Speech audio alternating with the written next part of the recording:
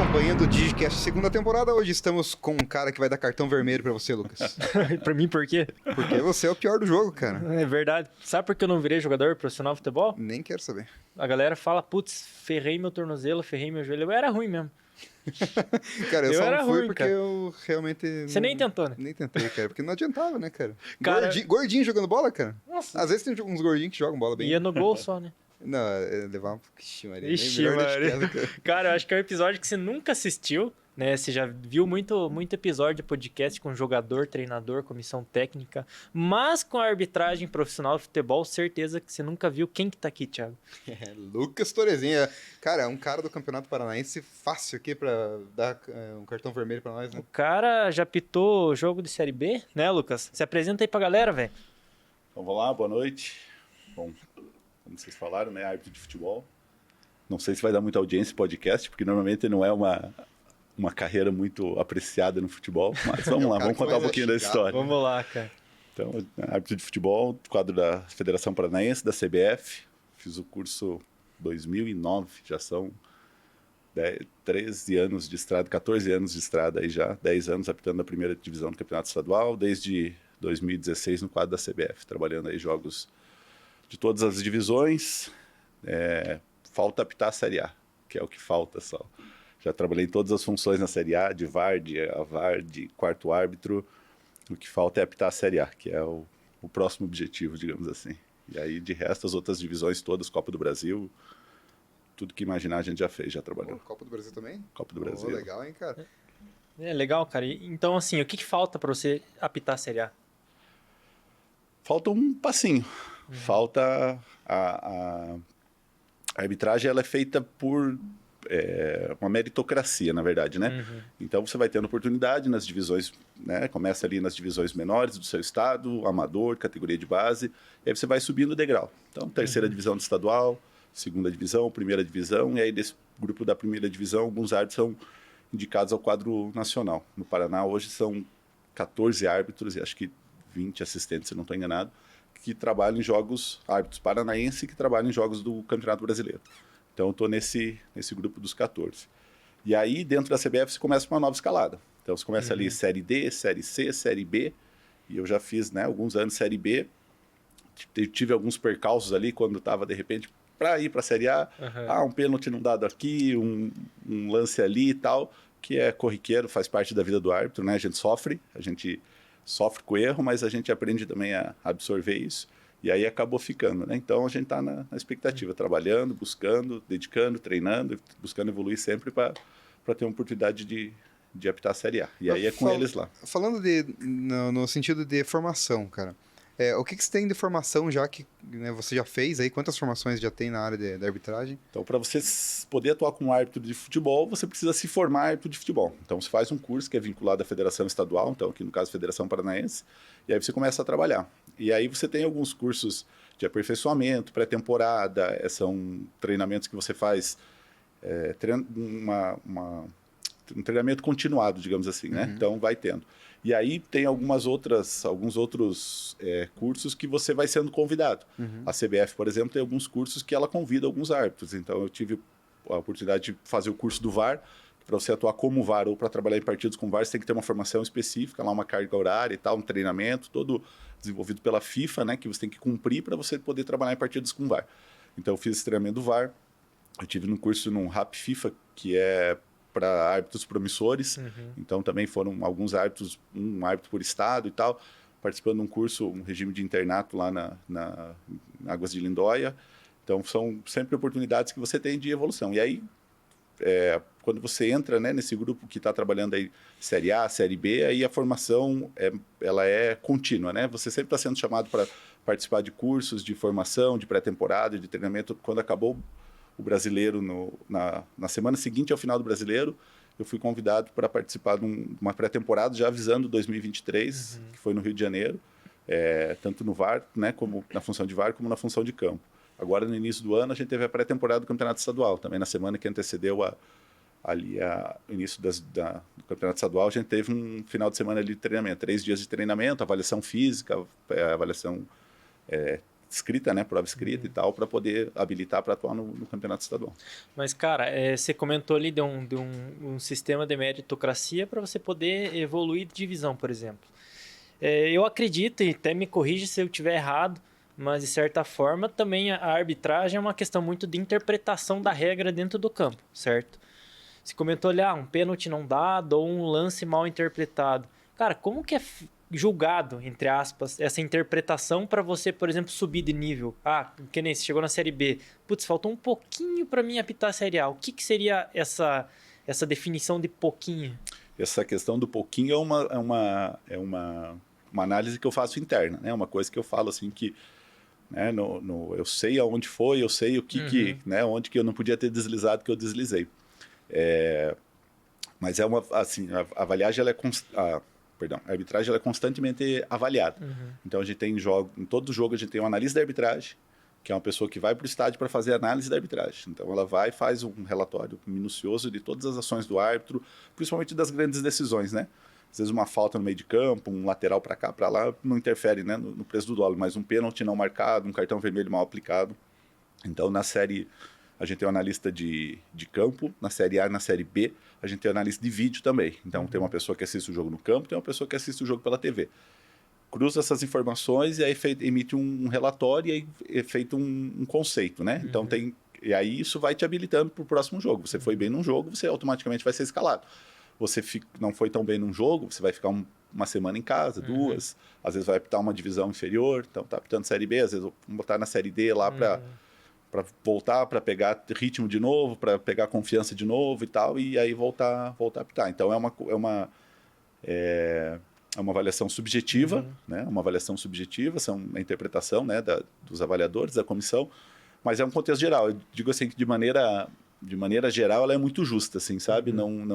Você não tem assim aberrações, assim, alguém que não teria condição de estar apitando Série A, está apitando Série A, porque a carreira do árbitro é muito sólida, assim, o árbitro chegar num nível de Série A, um nível FIFA, ele construiu uma carreira muito sólida, assim, sabe? Ele passou por muita coisa, ele passou por grandes jogos, ele foi testado, foi provado, então dificilmente alguém questiona, né? A gente no meio, pelo menos assim, né? O torcedor, o jornalista, às vezes não tem tanto conhecimento disso tudo, mas a gente reconhece, assim, tanto que a gente antes de sair os indicados para a FIFA do ano seguinte, a gente mentalmente já imagina quem são, porque são as pessoas que tiveram um grande desempenho naquele ano e tal. E da mesma forma, quem vai sair.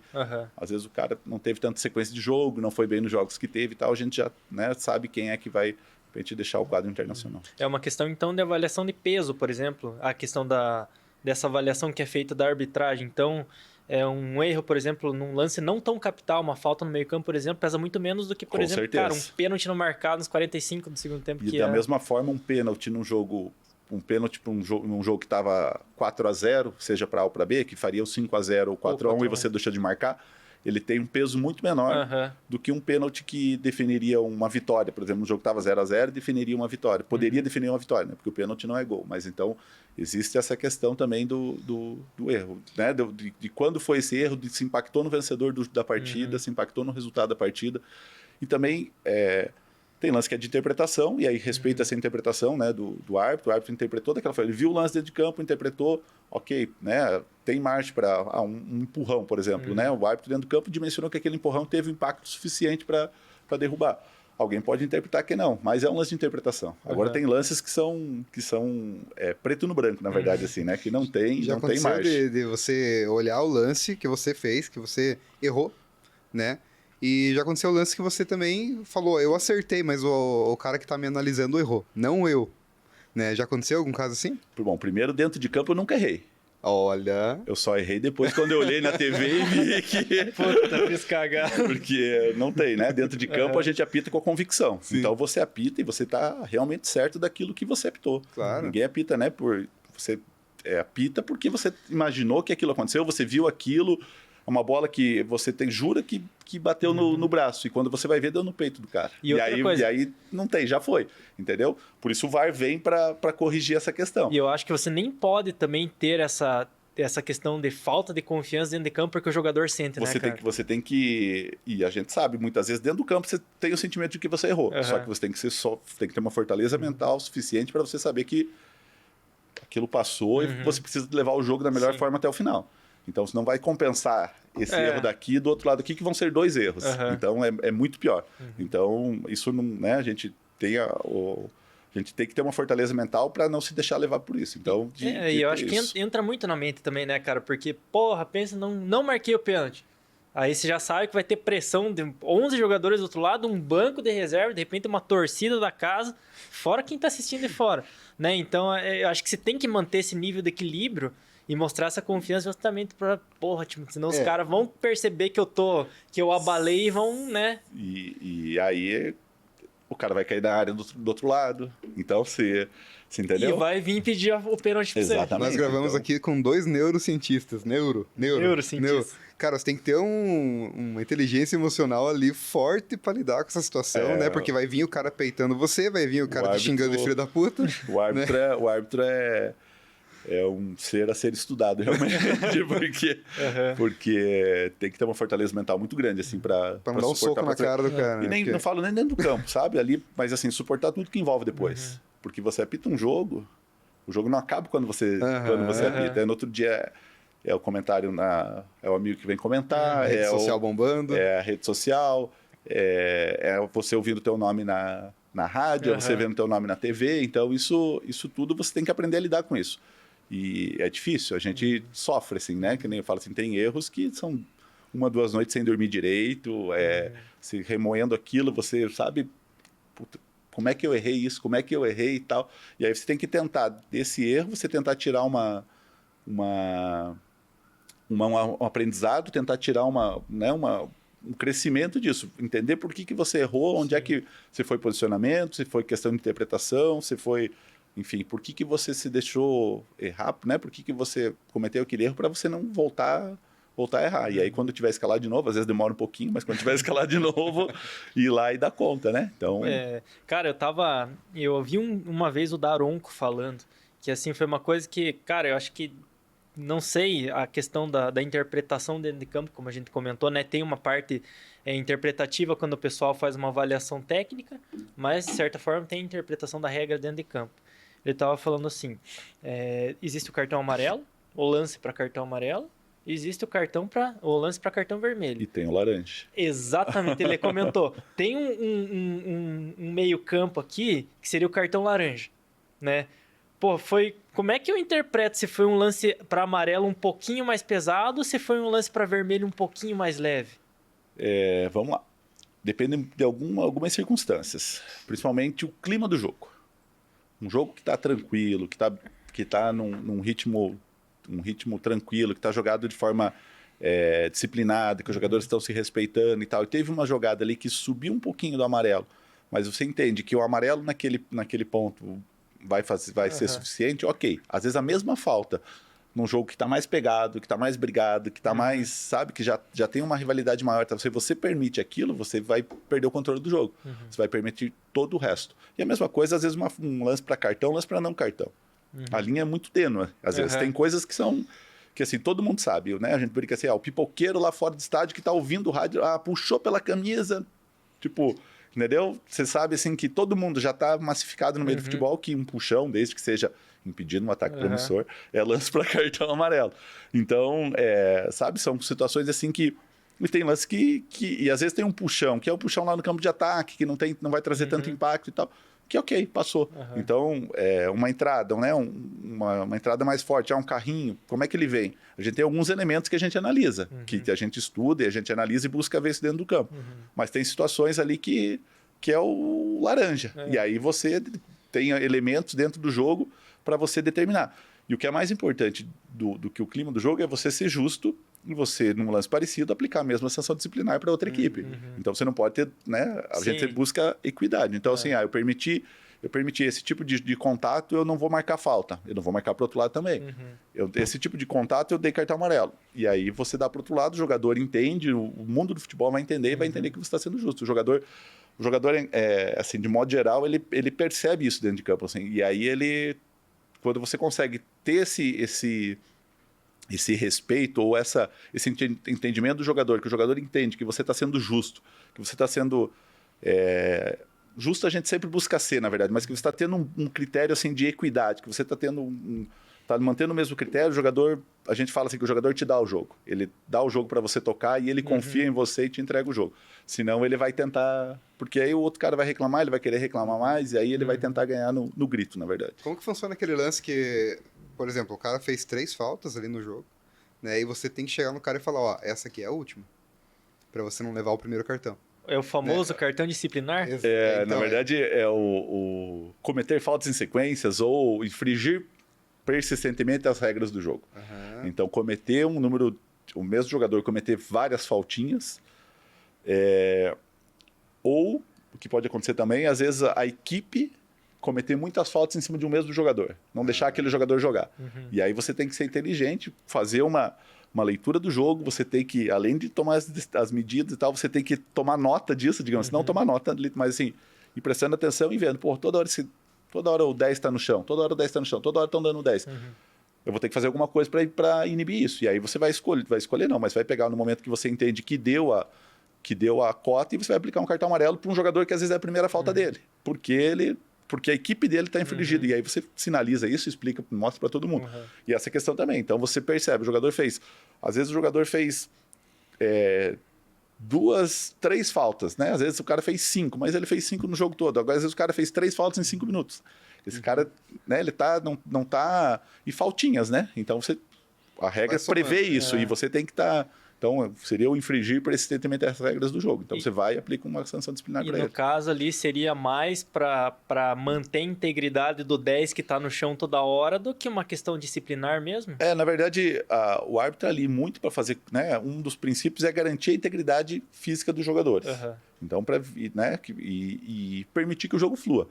Então, você entender que uma equipe tá usando esse subterfúgio de fazer toda hora para que não haja jogo, fere o espírito do jogo, né?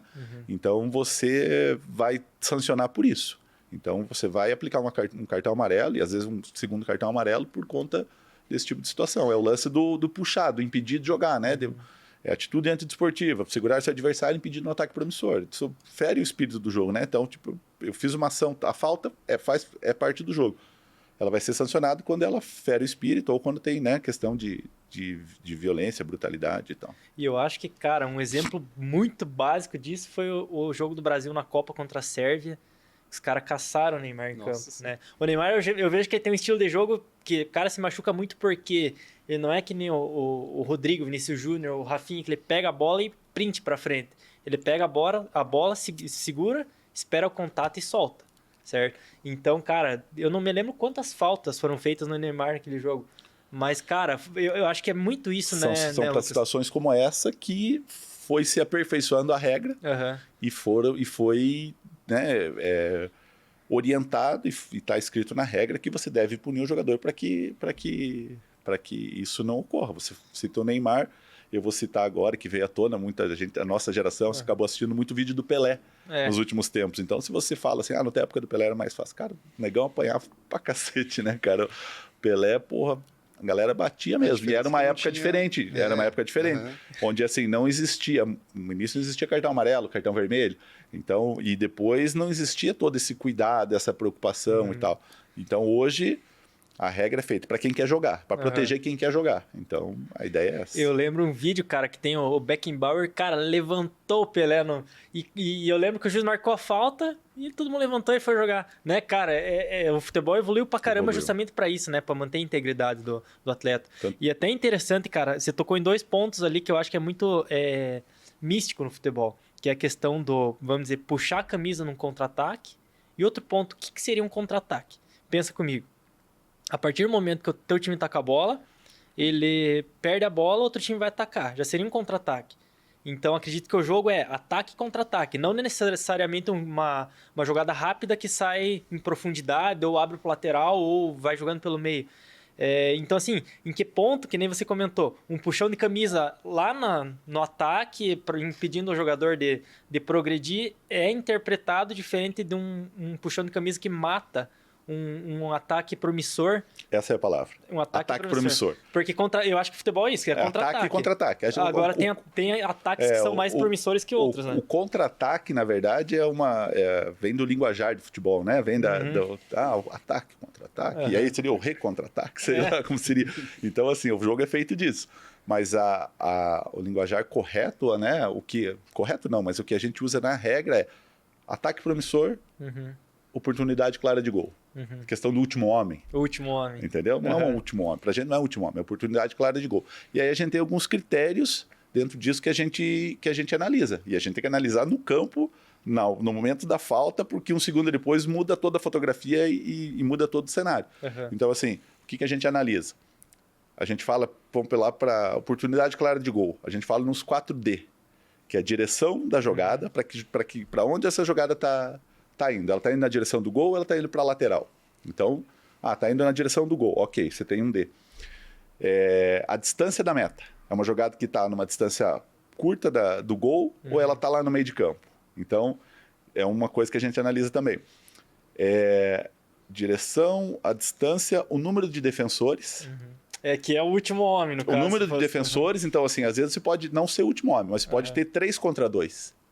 E aquele jogador que sofreu a falta, ele é condição nítida e clara de passar a bola para o outro jogador. Se diz 3 atacantes e 2 defensores. E 2 defensores. Ou 3 contra 1, ou 2 contra 1. Então, entendi. você entende? Você não é o último homem, mas não existe mais possibilidade do defensor chegar naquela bola. O outro D, vamos lá, distância, direção, número de defensores e o domínio ou a possibilidade de dominar a bola. Essa bola está sob domínio do jogador, ele tem o efetivo domínio dela, ele tem a possibilidade de dominar essa bola, então são os 4D. Completou esses 4D, cartão vermelho. Caiu um D, cartão amarelo. Caiu 2D, cartão amarelo. Não tem direção, não tem... Aí só falta. Só falta. Entendeu? Então são as coisas que a gente analisa.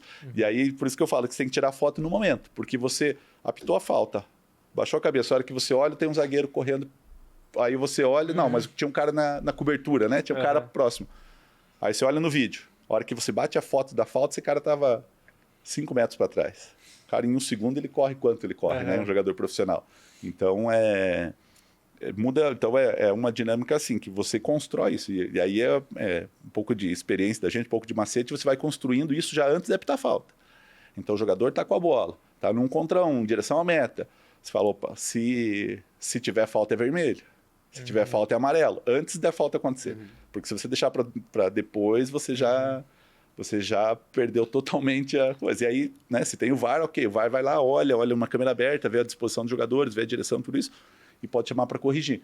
Mas dentro do campo a decisão é rápida ali, né? Então essa questão você vê que tem toda uma teoria, né, na coisa, que envolve. Então, é até bacana falar um pouco disso, porque a maioria das pessoas desconhece. Então...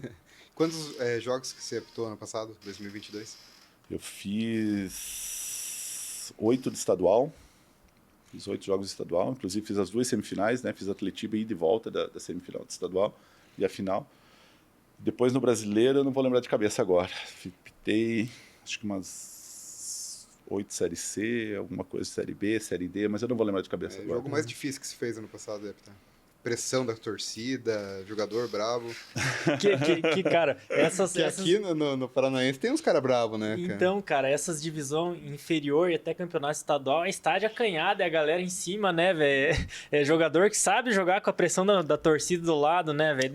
Você já deve ter passado uns perrengues fortes, né, cara? O jogo, quanto melhor a qualidade técnica do jogo, mais fácil ele é de apitar.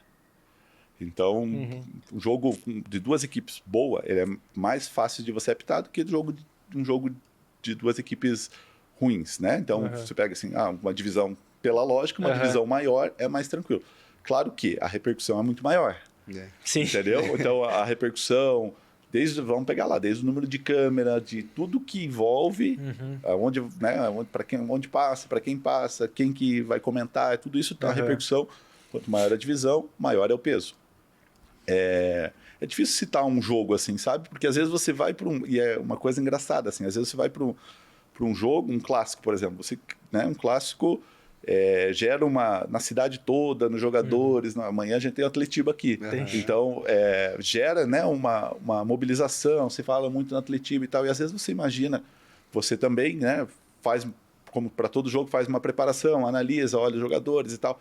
E aí você vai para o jogo e às vezes esse jogo se desenrola de uma maneira super tranquila. As 2 equipes só jogam bola, você não tem lance polêmico, você não tem um lance de grande interpretação, um lance de área, um lance uma dificuldade maior. E às vezes você vai para um jogo de menor expressão, vamos dizer assim, um jogo de duas equipes do interior, e esse jogo, dentro de campo, ele acaba se mostrando com maior dificuldade. Você tem ali 2, 3 lances de pênalti, não pênalti, você tem lance de ajustado de impedimento, você tem um jogo mais brigado, mais reclamado, lance para cartão vermelho e tal. Então ele é muito característico, assim, é muito... E é difícil puxar pela memória, assim, falar, esse jogo foi... Tem jogo, assim, que você não vê o jogo passar. O jogo, você tá correndo, você tá ali... E tem jogo que você não vê a hora que acabe, na verdade, porque... E aí também é uma coisa que é engraçado, que às vezes você tem jogos que te esgotam muito. Não só fisicamente, tem jogo que te esgota muito fisicamente por dinâmica da equipe, por dinâmica do jogo. Jogo de ataque contra-ataque, com muita transição rápida, um jogo aberto, jogo disputado, exige muito o tipo do gramado, o horário do jogo, temperatura, tudo isso. Então tem jogo que você acaba o jogo esgotado fisicamente.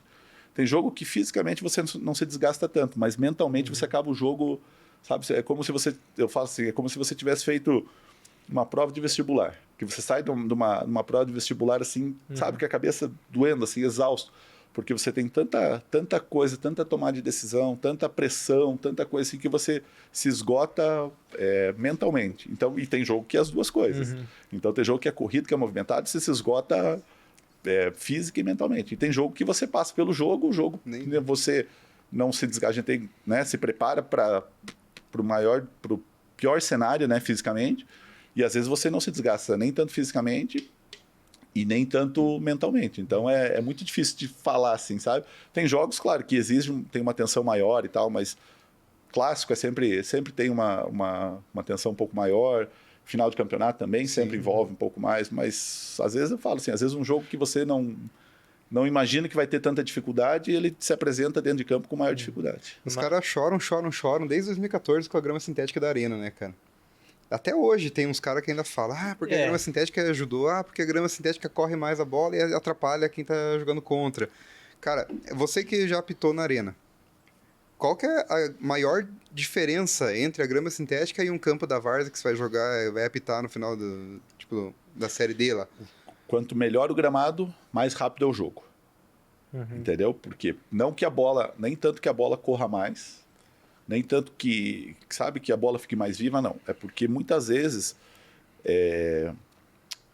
o bom jogador, o jogador que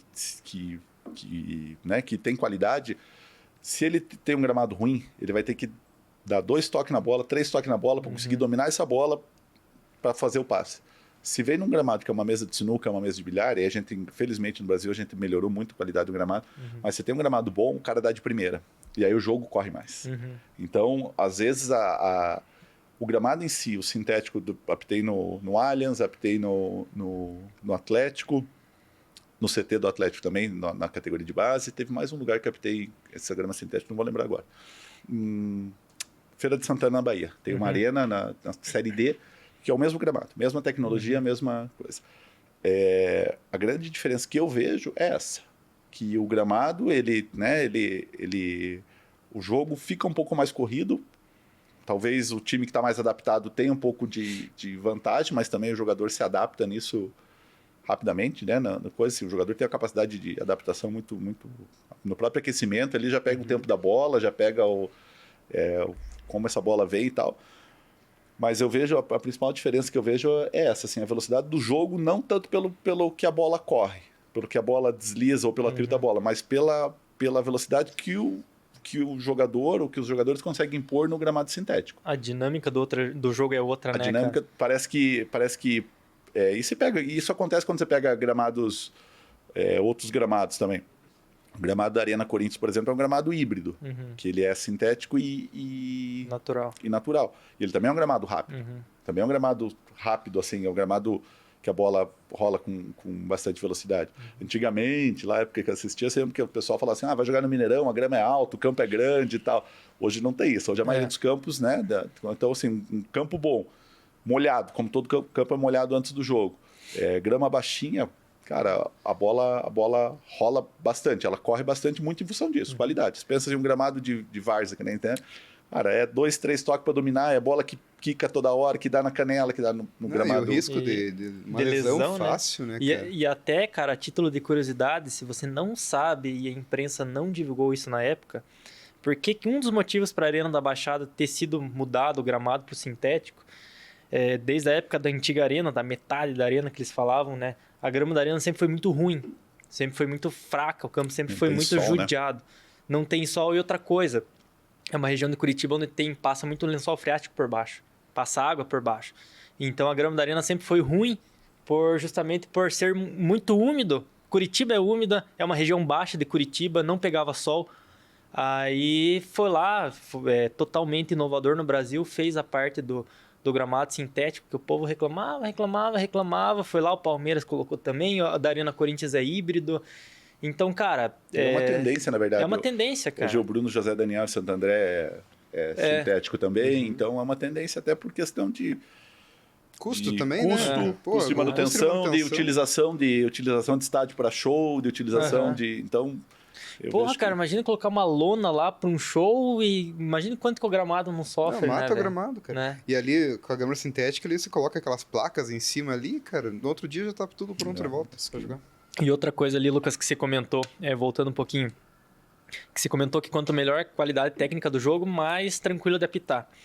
Mas, pensando um pouquinho na questão humana por trás do jogo, um jogo com uma qualidade técnica maior, numa divisão um pouquinho superior, pode ser uma Série B ou uma Série A que seja, não tem, de repente, uma interferência, cara, não citando jogadores específicos, mas do cara estar num nível lá mais foda, numa divisão mais foda, e querer apitar o jogo pra você, ser o tal do estrelinha, isso não dificulta também, cara? Eu vou dizer que não é nem da divisão, nem é do perfil do jogador.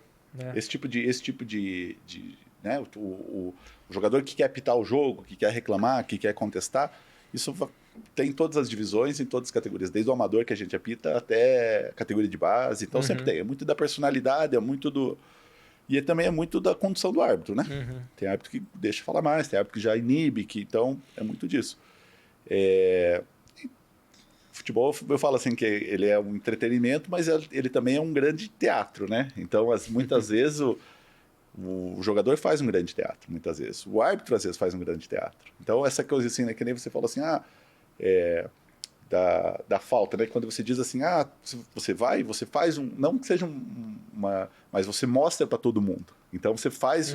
Não adianta você falar para o jogador. Você tem que deixar claro para o mundo do futebol que você está... O futebol não é só para o árbitro e para o jogador. É para o torcedor, é para o repórter, é para o comentarista, é para quem está assistindo em casa. Então, você tem que ter esse entendimento do que você está fazendo. Então, nesse ponto e aí tem jogador que sabe utilizar a mídia, ou que sabe, né, ou que não sabe. Então, ou que tem uma influência? Vou dizer, influência aí já estou partindo para um campo da suposição, né, da coisa assim, ou, né, mas assim, vamos dizer que muita gente, o cara sabe utilizar ele sabe que se ele ficar caído, a torcida vai chiar. A torcida tá jogando em casa, eu vou ficar caído, a torcida vai chiar, vai pegar no pé do árbitro. Então, assim, tipo... E você tem certeza dentro de campo, muitas vezes, que não foi porra nenhuma, na verdade, né, cara? Então, Então, é isso. O cara faz um grande teatro... pra segurar o jogo. Pra segurar, pra demonstrar, enfim. E aí, pra vender isso pra fora também, muitas vezes, né? Então, sabe, às vezes é questão de... Hoje você vai entrevistar um jogador, o jogador tem assessoria de imprensa, o jogador tem... Então, assim... Foi essa época que o cara ia na porta do vestiário, o cara tava tomando banho, o cara dava entrevista lá sem pensar no que falava. Era diferente, né, cara? Então, hoje é tudo muito estudado, tem uma preocupação com gestão de carreira, uma preocupação... Então, tem uma preocupação, uma orientação maior disso, né, cara? Então, tudo isso envolve, assim, né? Ele falou de vestiário, ele lembra que ele entrevistou o Leonardo, né? Isso. Ele comentou que no vestiário rola muita musiquinha, né? Bastante. Muita musiquinha. Muito TikTok. No intervalo, se desce pro vestiário, os jogadores já saem cantandinho, dançandinho, fazendo dancinha.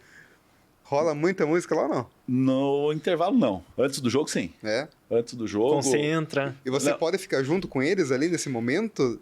Na verdade são espaços distintos, né? Vestiário mandante, vestiário visitante, vestiário arbitragem. O quarto árbitro do jogo vai no vestiário das duas equipes, até para pegar documentação, para pegar assinatura de capitão, de supervisor de equipe e tal. Então você vai, e aí nesse tempo você entra no vestiário, aí você, claro, tá rolando uma caixa de som, tocando pagode, tocando funk, tocando sertanejo, depende muito a trilha sonora varia. E passa muito por isso. Mas e no vestiário de arbitragem também não é diferente, porque a gente também leva caixa de som, a gente também bota uma música para relaxar. A gente chega 2 horas antes do jogo. Então você tem uma conversa, uma parte que é mais séria, e depois você tem ali a parte de você organizar teu material, de você fazer a questão documental do jogo, pré-súmula, né? Validar a escalação dos jogadores. Então tem uma parte ali que aí, nesse momento, fica rolando uma música também, até para relaxar um pouquinho. Mas aí, quando desce pro vestiário, aí já... Porque, vai, a orientação do treinador, a hidratação, é uma coisa assim, aí já é um momento... E mesmo um pouco antes do jogo ali, já quando sobe para aquecimento e tal, o som fica ali, né? Nos jogadores, quando tá fazendo a botinha, fazendo coisa, né? Fazendo um alongamento ali dentro, tal. Quando sobe pro campo, aí já volta com o foco da partida, aí já é uma coisa... Você é natural de onde? Nascido em Campo Largo. Campo Largo mesmo? Campo Largo, Olha só, então Conterrâneo nosso. Conterrâneo nosso. Gosta de um sertanejo também, não? Gosto. Sertanejo. O Lucas adora um sertanejo aí, cara. Na verdade, eu sou bem eclético nesse ponto, assim. Gosto de tudo um pouco, mas gosto de sertanejão também. É bom. Cara, tem uma dupla, João Leonardo e Isabela, cara. Nossos patrocinadores master aqui do podcast, cara. Não sei se já ouviu, mas com certeza você vai ouvir muito. Cara, estão estourando já. Estão estourando, a gente tá fazendo um clipe deles, o documentário deles na nossa agência de marketing digital em Campo Largo que nós temos. E agora eles estão montando uma produtora, cara, chamada JLI Produções, né? De João Leonardo e Isabela Produções. Pra produzir dupla sertaneja, né, Lucas? Cara, tanto o Léo, né, o João Leonardo, quanto a Isa, eles são, digamos assim, 2 pontos fora da curva, justamente por isso, por ter criado uma base estrutural muito bem feita para poder chegar hoje e explodir. Eles concorreram ao Hit 98, ano passado, e a gente profetiza que daqui uns 2 anos vão estar em Barretos tocando e nós vamos estar lá, né, cara, para assistir. Isso legal, aí, bacana. A produção vai colocar na TV aí um clipezinho, um pedacinho do clipe deles aí. Então, a música autoral deles que vai ser lançada agora, nos próximos dias aí. O nome da música é Eu Vou Virar Ex, música autoral. Tem tudo para explodir aí, né? A produção vai colocar ali um pouquinho. Sem ter me assumido, eu vou virar esse caso indefinido, eu vou virar, lá mais vou te esquecer. Eu vou virar esse esquema do fim de semana, eu vou virar amor na sua cama, eu vou virar, lá mais vou te esquecer. A gente já tá namorando, só você não vê. 16 anos, cara. 16 anos. 16 anos com essa voz. São um fenômeno demais, cara. São um fenômeno demais. Pela voz parece bem mais. Uma voz bem mais madura, assim, bem mais forte. Cara, um abraço pro Léo, pra Isa, o Viano, o Magrão, todo mundo, né, cara, que faz parte desse projeto. Vocês são foda, cara. Vocês vão longe. Logo vocês vão estar estourando na mídia, vocês vão ver. Vamos lá. E, cara, então, só pra eu entender um ponto aqui, Lucas. Você comentou, você foi 4º árbitro em jogo de Série A. Fiz na Série A, vamos lá, Série A, cabine, né, VAR, 4º árbitro, que é o árbitro reserva, que tem além de ter a função de substituir o árbitro no caso de uma eventualidade, cuida da parte administrativa ali, de substituição, controle de banco de reserva, esse tipo de situação ali fora, e ajuda no controle do jogo também. A gente pode passar informação, a gente pode falar foi falta, não foi falta, é lateral para cá, para lá, então a gente ajuda também na condição do jogo. Rádio comunicador. 2018, até 2018, se não me engano, antes do VAR existia, 2018, 2019, não vou lembrar certo. Existia um árbitro tradicional, que era na linha. Que a galera chamava de cone, de vaso, boneco de posto. E era um árbitro, né, uma função que existia, que precedeu o VAR, que era justamente para ajudar em alguns lances numa área ali mais complicada do árbitro chegar, que a gente chama de zona cinzenta, que é a pequena área ali, né? É a linha, a região da grande área, lateral da grande área ali entre o próximo do assistente. Que a gente, né, usa um sistema de diagonal no campo, normalmente de deslocamento, então ali o árbitro vai um pouco menos. E ali era uma área que eles entendiam que acontecia alguns lances e tal, que o árbitro tradicional ajudava. E aí também para ver a questão do dentro ou fora, do gol não gol e tal. E aí levou, né, esse apelido de cone, de vaso e tal, tudo mais, por quê? Porque a gente não tinha gesto. Era só na comunicação? Só na comunicação. Então você tava ali, eu cansei de marcar pênalti como árbitro tradicional nesse ano de coisa, só que você só fala, né? E aí você não tem um gestual para coisa. Então, para quem tá de fora, O cara não tá fazendo não tá nada. fazendo nada. Aham. Mas ali dentro de campo ajudava e ajudava bastante Mas- para tudo. Se ajudava tanto, por que você acha que acabou, cara? Porque entrou o VAR. Certo. Entendeu? Faz Então sentido. foi uma Entendi. questão de Entendi. acabou, na verdade foram lá atrás tentou se colocar 2 árbitros em campo. Cada um Aham. apitava num Aham. lado do campo e tal, pensando na questão física, né? E aí você entra numa questão de critério, porque você tem aqui é aquela que a gente falou. Muita gente pra mandar. E aí você tem para mim isso é falta, para mim isso não é. E aí como é que faz? Entendeu? Então esbarra nisso. E aí foram tentativas. Então o adicional foi uma tentativa não tão bem sucedida, não tão aceita, mas que teve seu valor, que ajudou e tal. E aí nesse ano 2018, foi 2018, 2019, não vou lembrar o certo, eu rodei o Brasil trabalhando muito como adicional. Aham. Fiz acho que de 38 jogos do Brasileiro, eu trabalhei em 38 rodadas, trabalhei acho que 28, 29. Foi um ano que eu quase não apitei e trabalhei muito de adicional. Aham. E aí, conheci praticamente todas as arenas de Copa, trabalhei em grandes jogos, trabalhei vivendo aquela situação ali, né, dentro de campo e tal, mesmo sem estar apitando. Me deu muita casca, me deu muita bagagem, aprendi muita coisa com os árbitros mais experientes, né, na época, o pessoal que estava ali já na Série A, FIFA e tudo mais. Então você acaba tendo essa experiência e você acaba se familiarizando com um jogo grande, né, com grandes decisões. Eu lembro assim, no início, né, Série A, Série A do Brasileiro, caramba, né, cara. E aí meu primeiro jogo de Série A foi Cruzeiro e Grêmio. Nossa Era o campeão da Copa do Brasil contra o campeão da Libertadores. E nem é dos times cascudo, né? Não, cara? lá no Mineirão, Nossa coisa, então era um jogo grande, um jogo pegado, de grande primeira rodada do Brasileiro. Então, assim, cara, você entra tenso, você entra nervoso. Quando a jogada vem pro teu lado, você fala, caralho, né, cara? Vai pra lá. E aí, claro, depois se familiariza. Então, assim, hoje, quando você. Depois, tudo é maturidade, tudo é crescimento, é evolução, é você adquirindo experiência e tudo vai se tornando mais. Você vai sedimentando aquilo, vai ficando mais fácil. Então foi de grande valia para isso também. E aí, na Série A, respondendo a tua pergunta, quarto árbitro, na época adicional, cabine, vários jogos também de cabine, e aí falta apitar a Série A. Pode ser que venha, pode ser que não venha. Eu sempre falo assim, se não vier, eu não vou ser frustrado. Não vou ser frustrado, porque quando eu fiz o curso lá em 2009, eu lembro bem assim que eu falava, cara, qual que é teu objetivo? É apitar um jogo profissional. Entendeu? Eu sempre fui muito pé no chão, assim, né? Apitar um jogo profissional. E veio no 2011, terceira divisão do Paranaense. Aí, qual que é o objetivo? Agora é chegar na segunda divisão, chegar na primeira divisão. Da primeira divisão, porque tudo isso tem então, assim, 1 ano em cada divisão, pelo menos, e tal. E aí, 2 anos em primeira divisão para ser indicado para a CBF. E aí, então, cheguei na primeira divisão, agora quero ser indicado para o quadro nacional da CBF. E aí, paralelo a isso, o que você quer? Quero ter a oportunidade de apitar tá apitando Série A do Paranaense. Quero apitar um clássico. E aí, quero apitar um clássico. Final do campeonato. Então, chegando na CBF, quero ter a oportunidade de apitar Série D, Série C, Série B. E aí, então, se falar para mim qual que é o teu próximo objetivo, apitar Série A. Então, porque é o próximo degrau, é o que seria. Cara, perdão, pode. Você é casado, né? Sou casado. Tem filho? Tenho 2 filhas, a Luísa e a Lívia, casado com a Aline.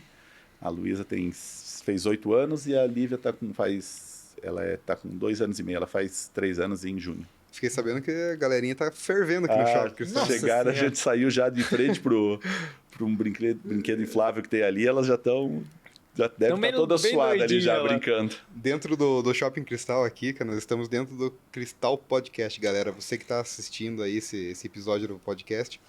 Se você quer gravar teu podcast, cara, vem pra cá, cria teu podcast aqui dentro do Cristal Podcast, tá? Tem esse cenário de mesa que você está vendo aqui agora e tem o cenário de poltronas lá, um cenário mais corporativo, mais entrevista, que dá pra você fazer teu podcast também. E não só isso, né, Lucas?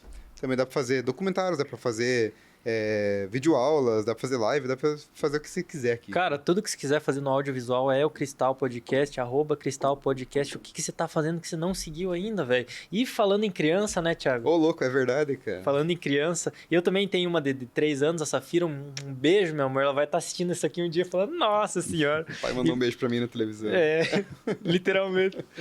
E você tem o Thomas e a Ana, né, Thiago? Isso aí, cara, minha filha, 8 aninhos, Thomas, 4 aninhos, beijo, meus amores. Certeza, Lucas, já passou essa fase, ou tá passando, né, cara, de comprar roupa pra criança. Tem lugar que é cansativo e chato, né, cara? Tem. Sabe onde que não tem isso? Happy Garden em Campo Ele é Largo, de Campo Largo, né, deve cara? conhecer lá, Happy Garden. Ah, o cara é Campo Larguense igual nós, puxa o R igual, fala igual porta, porteira, portão. Campo Largo. Campo Largo. Cara, Happy Garden, cara, a gente tem uma frase que a gente fala pra eles qual é, Lucas. Que a Happy Garden não é preço, cara, é valor e qualidade. É isso aí, cara. Lá você leva a tua criança pra comprar as roupinhas pra ela lá, mas deixa ela distraidinha lá pintando os desenhinhos. Eles só correndo. plantaram um pinheiro no meio da loja lá. Não literalmente, né, A mas... gente costuma dizer que lá tem um playground pra criança, pra ficar ela tranquila ali enquanto os pais compram a roupa lá, cara. Legal, bacana. Um abraço pro Adriano, pro Eduardinho aí que estão fazendo parte desse projeto com a gente aí. Vocês são top, valeu de acreditar no projeto. Cara, então assim, Lucas, eu vou fazer uma pergunta que eu quero engatilhar com uma segunda. Tá. Me explica, segunda regra do futebol, o que é antijogo? Antijogo. Cara, na verdade, essa palavra não existe salvo engano, não existe na regra do futebol. É muito mais um jargão, popular. Talvez o que se encontrasse o que se encontra parecido na regra, ou que talvez seja um sinônimo, atitude antidesportiva. E a atitude antidesportiva, ela pode ser várias atitudes antidesportivas. Quando a gente qualifica um cartão amarelo na súmula, recebeu o cartão amarelo por atitude antidesportiva ao retardar um reinício de jogo, ao reclamar com o árbitro da partida. Tudo isso são atitudes antidesportivas. Talvez o antijogo seja a cera, seja tudo aquilo que inibe o jogo. Né? Tudo aquilo que você, enquanto você, vamos lá, tira o lado torcedor. Você está assistindo uma partida de futebol, grande nível, uma Champions League. O que te prende? O jogo jogado, o jogo disputado, o jogo aberto. Qualidade técnica. Cara, começou aquele jogo que começa a ficar amarrado, o jogador cai toda hora, a bola, o cara demora para cobrar o lateral, demora para cobrar o tiro de meta. Perde para quem não é o torcedor da equipe que está ganhando, perde completamente o interesse daquela partida. Passa a ser, né, perde a questão dinâmica. Quantas vezes você assiste um jogo categoria de base, Copa São Paulo Futebol Júnior, às vezes tá a TV ligada lá, às vezes, cara, que jogão de bola.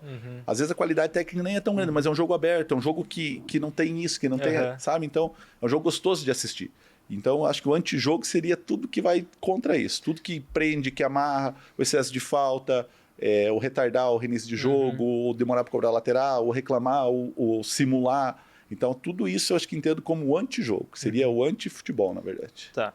Então, eu vou colocar duas situações assim, porque eu quero entender mesmo. Você viu esse fim de semana passado que teve Real Madrid e Valência, que o Gabriel Paulista, cara, ergueu o Vinícius Júnior numa porrada, aquilo, cartão vermelho indiscutível, certo? Certo. A integridade do cara foi... Eu vi esse lance, acho que num history de Instagram. Exatamente. Não cheguei a assistir o jogo, mas eu vi... Ele chegou pra arrebentar mesmo, beleza, um antijogo.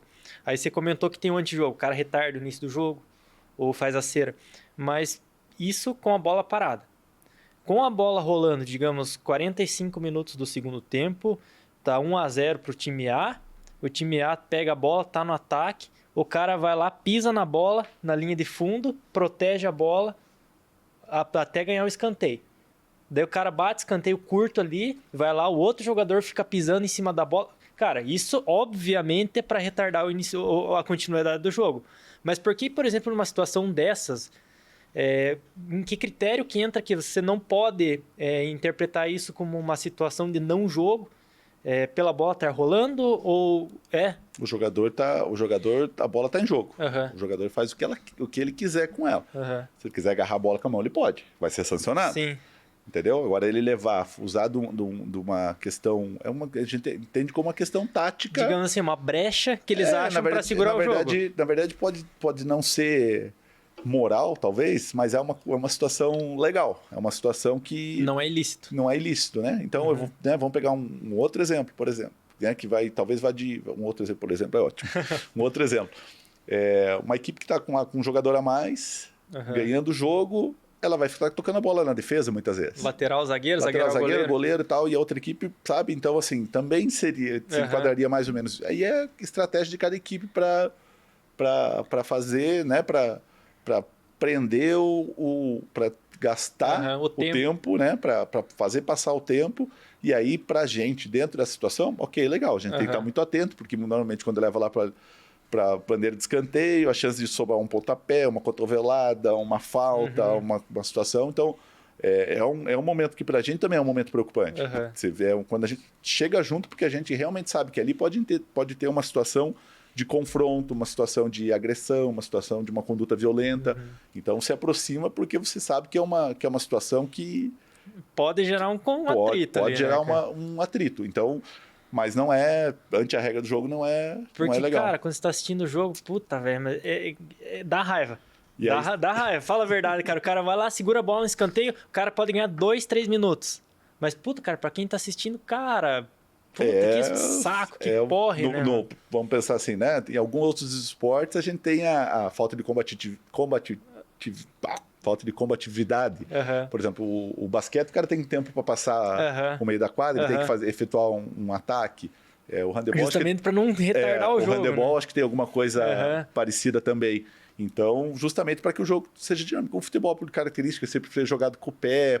Então, não tem essa situação. Mas aí vamos fazer um exercício. Vamos voltar lá em 80 e alguma coisa, quando... Uma coisa que hoje é inimaginável. Você vê um cara recuar a bola pro goleiro. E o goleiro pegar a bola pegar a bola com a mão. Ele podia ficar quicando aquela bola, ninguém podia chegar nele. Ele chutava a bola quando ele não podia andar com a bola, que era o sobrepasso. Mas ele podia Ele podia ficar com a bola retida, quicando, jogar no chão, voltar a pegar. Então, por isso que eu falo que a regra evoluiu, né, em alguns aspectos e tal. E aí teve uma experiência lá que o goleiro, a partir do momento que ele tocasse a primeira vez com a mão, ele não podia segurar de novo. Então, uma defesa em 2 tempos, né? Não podia, tinha que chutar a bola para frente. Hoje, né, o goleiro pode agarrar a bola. Se ele não conseguir segurar, ele pode, né, dar o rebote e buscar de novo. Não pode segurar, jogar no chão e voltar a pegar. Isso não. Mas até se falando isso, me veio agora na mente um lance do Verratti no Paris Saint-Germain, onde ele simplesmente, a bola estava no chão na área, ele se abaixa, toca a bola de cabeça pro goleiro, o goleiro pega a bola na mão, o juiz foi lá e deu amarelo. É uma situação anti-jogo. Tentar burlar as regras do jogo. Está previsto em regra. Interpretação. Não, está inclusive previsto na regra. Textual. Se um zagueiro tentar fazer uma embaixadinha, ou fazer uma manobra, ou fazer uma situação para recuar a bola para o goleiro com a cabeça, com a coxa, com o pé, ele levantar a bola e fizer isso, ainda que o goleiro não pegue a bola com a mão, deve ser marcado um tiro livre indireto e aplicar cartão amarelo no zagueiro, porque ele está tentando burlar o espírito da regra. Entendeu? Cara, então, senão ia ficar assim, tô ganhando o jogo, eu jogo a bola pra você joga de cabeça pra mim, eu pego, jogo a bola pra você pega, e aí a gente gasta o resto do jogo ali. Aí, em vez de gastar o tempo lá no escanteio, gasta ali com o goleiro. E com certeza isso foi colocado na regra porque alguém fez. E aí viu-se que não era legal, Justo. Então, porque a regra sempre vem, né, pra coibir alguma coisa que alguém inventou. A lei sempre surge depois do crime, então é sempre por aí. E, cara, você falou que já trabalhou como árbitro assistente, como quarto árbitro de campo. Árbitro assistente é o bandeirinha. Perdão, o árbitro Então, o linha... Como é que fala o da linha de fundo? Era o árbitro assistente adicional. Árbitro adicional. Então, o bandeirantes é uma desgraça. Foi bom... Então, aí que tá. Qual que é a diferença da formação de um árbitro de campo e um bandeira, A formação na escola é a mesma. E aí você opta por seguir uma carreira. Aí você opta pelo jornalismo escrito, pelo jornalismo televisionado, por exemplo. Então aí você opta dentro da... Tem gente que muda no meio do caminho, mas aí você opta. E é muito do perfil de cada um. A gente tem excelentes assistentes que são péssimos árbitros. E eu falo, eu bandeirando sou uma desgraça. Eu bandeirei já, bandeiro razoável. Bandeiro, às vezes, quando é campeonato amador e tal, que é rodada dupla, você acaba bandeirando, assim, mas em alto nível nunca bandeirei. E acho que não... Porque são até valências técnicas, que são capacidades diferentes. Cara, o bandeira, o assistente, né, falar o bandeira no linguajar popular, ele é um cara que tem que ser muito bom para ficar na linha do penúltimo defensor e para tirar foto do lance. Então o cara é uma concentração absurda. O árbitro, ele tem que ser um bom mediador. Ele tem que ser um cara que sabe que consiga, além de apitar certo, né, de ter as decisões, conduzir o jogo de uma forma tranquila e tal, ter o controle do jogo. E então são até questão de personalidade diferente, eu diria assim, sabe? Porque a gente viu na Copa do Mundo agora que os caras fizeram até holograma 3D para fazer uma linha de impedimento. E a gente sentado no sofá de casa achando isso lindo, né, cara? Mas e, porra, pro Bandeira que tá na hora... Como é que o cara fotografa o lance sabendo que... Primeiro, ele tá longe. O campo é grande. Ele tá longe. Como que o cara vê a ponta da chuteira do atacante passando da frente do calcanhar do zagueiro? É por isso que eu admiro muito esses caras. Dois. Porque os caras que estão ali, cara, os caras muitas vezes são... cara, é muito lance, muito ajustado o termo que a gente usa, né? E, cara, é muito assim, treinamento, é muito de vivência, é muito de o cara tá preparado para fazer aquilo, o cara tá antenado, né? Então, o cara, às vezes a gente brinca assim, né, cara? Às vezes o estádio com 40 mil pessoas, você escuta um ruído lá fora, mas a tua atenção seletiva é tão grande que você escuta o barulho da batida na bola. Então, tiro de canto, por exemplo. Se você escanteia aqui, a área tá aqui. Se eu fizer, o cara bateu, eu olhei, nesse meio tempo eu já perdi um agarrão, um empurrão, coisa. Então, às vezes eu fico aqui, batida na bola. Ou um outro assistente, quando a gente tá com o rádio, bateu. Por quê? Por que é importante isso? Porque você vai saber se a bola estava em jogo, você apita o pênalti. Se a bola não estava em jogo, você não pode apitar o pênalti. Então você tem que saber se a bola está em jogo. Só que se você der essa quebrada aqui, você já perdeu uma fração de segundo. Então, às vezes, a audição é tão seletiva, a atenção é tão seletiva que você consegue muitas vezes ouvir o barulho da batida na bola, o barulho da chuteira na caneleira, você consegue... É uma questão de sensorial mesmo. A arbitragem é um negócio muito... Já chegou a apitar em Campo Largo ali, no Inter? Já apitei. Já? Apitei no Inter, apitei no Fanático, apitei alguma coisa ali já. Depois que você saiu do jogo, você comeu um cachorro quente no Cabanas lá ou não? Cabanas Lanches fica lá na Avenida dos Expedicionários, ali na rotatória. Sim. Cara, um abraço pro Michel, nosso patrocinador também. Tá faltando só o lanche ele mandar pra gente aqui. Mas pra ele gravar. Já vai mandar, já. Tá chegando aí. É aquele lanche que justamente você sai do jogo morto, moído, com fome. E sai com fome. Come umas 2 porções de batata com costela e vai pra cima, aquele né? lanchão raiz lá que não tem frescura, né, Lucas? Lucas e Lucas, né? Antes do jogo a gente cuida. Depois do jogo dá pra dar uma abusada, porque o gasto calórico é bem grande. Então dá pra repor legal. Cara, pensa num lanche gostoso, cara. Imagina. Sai daquele Curitiba, às vezes passa lá direto pra comer aquele lanchão, leva pra patroa lá, vai com direto, as crianças. Cara. Direto. E temos a Fotolip, né, cara? Fotolip, que é nossa patrocinadora também com as canequinhas. Depois o Lucas vai ganhar uma canequinha dessa aí também. Legal. A Digicast, segunda temporada. Um abraço pro Guilherme, que fez essas canequinhas. O Guilherme, você deve conhecer a Fotolip lá também. Conheço, sim. Cara, o Sou Guilherme, deles. Olha Guilherme, ele fotografou meu casamento 10 anos atrás, cara, quando ele assumiu lá praticamente a Fotolip, cara. Legal. Na época que era tudo na maquininha antiga, na maquininha, né? no álbum de fotos impresso, né? É legal, cara. Cara, um abraço pro Guilherme também. O cara tá patrocinando gente com as canecas, qualidade, tradição, e tem a Playtime, né, Thiago? Playtime, que dentro do Shopping Cristal, loja de instrumentos musicais, aí pra você que precisa de uma guitarra de qualidade, um violão de qualidade, um contrabaixo, sei lá. Cara, passa na Playtime, ali tem tudo que você precisa pra música, tá? Ela é patrocinadora do projeto, ela fornece os equipamentos e instrumentos necessários pros podcasts musicais aqui do nosso Digicast.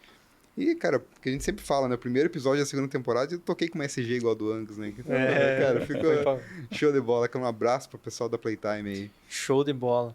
Cara, então só pra gente finalizar essa conversa, viu que foi um banho de informação técnica aqui, mas é interessante, cara, porque, como eu comentei, tipo, a gente conversa com um jogador, a gente conversou com um treinador, e a gente também, de certa forma, é torcedor e tem que entender, né, que, cara, o cara que tá lá como árbitro é foda, cara, o cara tem que ser foda por aquilo. Então, cara, hoje você consegue viver de arbitragem no Brasil, Lucas? Eu não. Vamos dizer assim, não, eu tenho... Vamos dizer assim, a arbitragem contribui com uma parte bem importante da minha renda, assim, sabe? É um investimento aí de 14 anos de carreira, então posso dizer que hoje eu consigo ter um retorno financeiro e tal. Talvez se eu tivesse dedicado o mesmo tempo, o mesmo esforço, o mesmo empenho para outra atividade qualquer, provavelmente eu estaria recebendo mais, ganhando mais. Mas eu consigo ter um bom retorno financeiro. Eu tenho meu trabalho, sou professor de educação física, né? Trabalho na prefeitura de Curitiba, mas consigo ter uma renda razoável com a arbitragem, que no meio do futebol se pegar assim, né? Se a gente falar assim, a renda do árbitro, vou pegar um árbitro Série A, um árbitro FIFA, uma renda do árbitro FIFA é uma renda ok, uma renda boa, a gente analisando no contexto da sociedade. Se a gente for analisar o meio do futebol, com certeza é um dos profissionais que menos ganha. Então, né, dentro de campo, com certeza. Então, mas a gente sabe, a gente entende também que os astros do espetáculo são jogadores, ninguém vai no campo para ver árbitro, a não ser esposa, filho, Família. amigo, A esposa vai em todos os lugares com você, não? Não. É difícil. Ela foi... É difícil porque a gente viaja... A viagem viagem no Brasil afora são 3 dias, né? Você vai na véspera, fica o dia e volta no dia seguinte ao jogo. Então acaba ficando muito cansativo e aí tem toda a questão de custo e tal. Então não vai. Assiste às vezes quando é aqui por perto. Fazia tempo até que ela não ia, foi recentemente, mas levou as meninas e tal, foi bacana. Mas no início de carreira lá, anterior, às vezes ia, época de férias, campeonato estadual coincide época às vezes de férias, então às vezes vamos. Aí levava, aproveitava fazer um passeio, alguma coisa, mas não é raro assim, né? Normalmente assiste pela TV, às vezes ouve no rádio, dependendo do jogo, torcendo bastante, acendendo vela. Ela é mais uma torcedora do que uma crítica. Uma crítica, na verdade, sim. É uma torcedora do marido, do árbitro, na verdade. Porque meu porto seguro, assim, né? Acende vela, reza e tal. Tem muito do pouco que eu conquistei, eu devo a ela. Um beijo para a Aline, que vai, com certeza vai ouvir, vai assistir.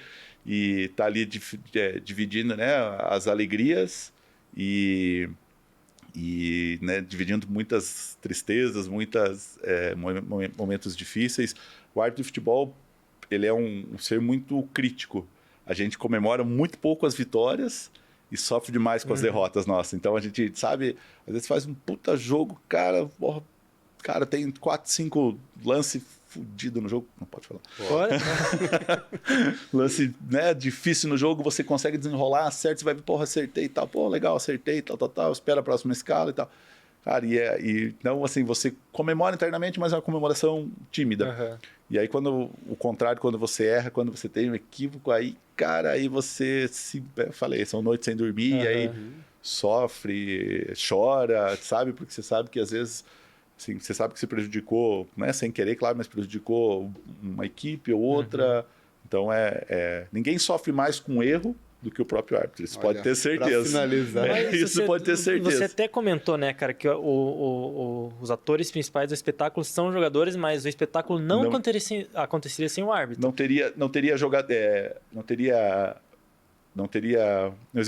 existiria o árbitro sem os jogadores.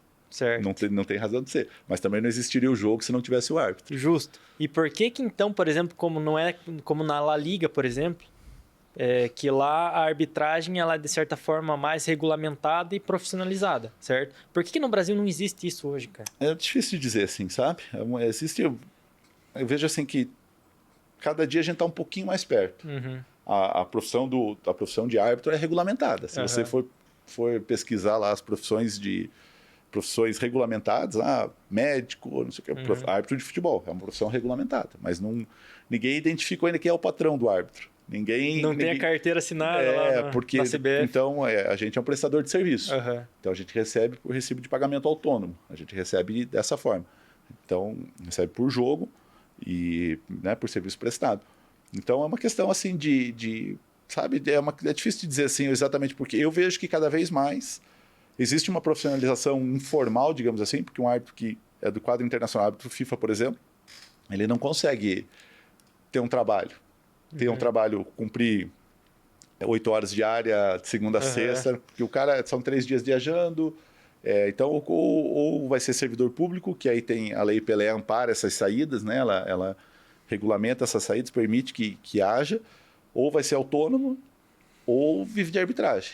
E aí o viver de arbitragem nesse cenário é um pouco perigoso, porque hoje você está sendo escalado, se você se lesiona, fica 40 dias, um mês, 60 dias sem estar escalado, você não tem renda, ou se você erra e você vai para uma geladeira, vai falar o termo popular, vai para a geladeira, você fica punido, você também não tem renda.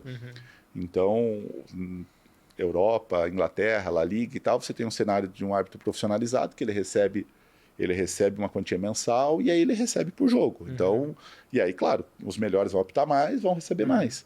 E aí também ele tem as obrigações dele, né? Porque não é só receber. Ele vai, no outro dia, vai assistir o jogo dele, assistir o jogo do colega, vai discutir, vai debater, vai treinar fisicamente, vai treinar tecnicamente. Então, isso faz com que Motiva, né, cara? e faz com que evolua, né? Aham. Você imagina se o futebol seria o que fosse se o jogador, no dia seguinte a um jogo do Campeonato Brasileiro, tivesse que se apresentar na repartição pública e trabalhar da expediente e treinar no final do dia, Né? ir para academia, treinar por conta, sabe? Então, não seria o que é, na verdade. Então, lógico que a evolução do futebol passa muito por essa profissionalização, né? Então, é parte disso, na verdade. Assim. Acho que é um caminho, é uma tendência, existe um movimento.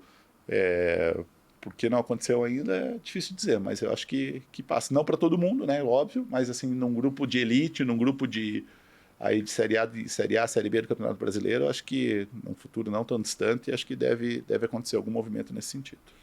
Beleza, cara. Cara, acho que foi uma conversa show de bola, né, Thiago? Foi diferente, né, É cara? Foi diferente do diferente. tradicional, quem tá acostumado aí, né? Como você falou, veio o treinador, Veio jogador. veio o jogador, mas árbitro ainda não tinha vindo. É. Bacana. Né? legal. Então foi show de bola. Legal passar um pouquinho do outro lado do outro lado do do jogo, então É. foi bacana mesmo. Isso aí, pra você que tá acompanhando o Digicast aí, obrigado pela audiência, né? E mais uma vez frisando, né? Batemos quase 6 milhões de visualizações nos últimos 10 dias aí. Milhões, cara. Não foi 1.000 não, Não cara. é 1.000 não, cara. É, Não cara, é. batemos uma audiência boa aí no TikTok, Instagram, principalmente. E tá bombando cada vez mais, né, cara? Cara, a gente sempre fala, né? Fruto de muito trabalho, esforço. Foi um ano, né, cara? A gente gerando conteúdo, a gente gerando material em cima disso pra gente poder estar colhendo hoje, né? Então, aquela Essa é a carreira mensagem. do árbitro. Exatamente, cara. Se Toda a carreira, na verdade, se você né? acredita, cara, se você tem pessoas boas do teu lado, se você realmente, cara, acorda de manhã e fala, eu vou fazer acontecer, cara, não tem como dar errado. É isso Só aí, vai, cara. velho. Pra você que não viu a primeira temporada, foi um material criado ano passado lá na agência de Juín. Segue lá a agência de Juín em todas as redes sociais, minha propriedade, Lucas é gerente de marketing lá. Você precisa, né, de assessoria em mídia social, Facebook, Instagram, TikTok, YouTube, qualquer coisa. Chama a agência de Juín. E se precisar de um site para tua empresa também, criação de identidade visual, qualquer coisa aí, chama a gente lá. Beleza? E para você que ficou até o final aí também, segue Digicast Podcast em todas as mídias também, tá? E ajuda a audiência a nós crescer, né, Lucas? Passa o teu arroba pra finalizar, Lucas, pra galera seguir lá. Torezinho83 Tornezinho no Instagram. Fechou. É isso aí. Cara, se você ainda não curtiu esse vídeo, curte, comenta, compartilha, manda pra aquele cara que tá na mesa do boteco xingando o árbitro pra ele entender o outro lado da moeda, que é difícil, cara, é foda, é uma profissão que tem que realmente ser valorizada. Então, compartilha com a galera e desde já, de novo, agradecendo, né, cara? Agradecendo porque sem vocês nada disso seria possível. É isso aí. Um abraço para todo mundo, até a próxima. Valeu!